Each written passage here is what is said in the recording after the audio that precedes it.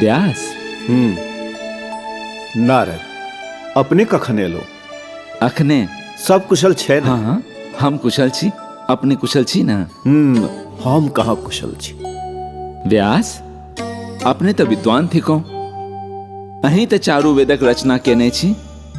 वेद व्यास के नाम से विख्यात भेलो, तखन कौन बात का व्याकुलता अछि? व्याकुलता नहीं महर्षि, पता नहीं आइ काल मोन अशांत रहैत अछि। किछ तो एहन अछि कि हमरा परेशान कऽ रहल अछि। छोट छोट बात पर हमर मोन व्यथित भऽ रहल अछि। अच्छा, यही परिस्थिति में अहाँ के मनक स्थिति का की कारण भऽ सके छे?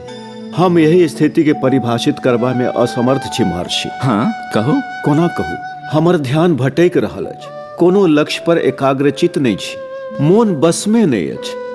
हम लक्ष्यहीन भऽ चुकल छी। और किछ? आर की कह?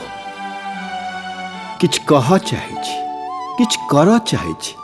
बाजऽ पड़त, अवश्य बाजऽ पड़त, नहीं तो मोन के शांति नहीं भेटत। हाँ, निश्चित रूप से किछ कह पड़त, किछ कर पड़त। व्यास, अहाँ तो ज्ञानी छी, फिर केहन स्थिति में आबि गेलहुं? हमरा तो अहाँ पर दया आबि रहल अछि। महर्षि, हमरा पर दया नहीं करू। एही स्थिति से उबरबाक कोनो युक्ति बताउ। एही लेल तो आयल छी।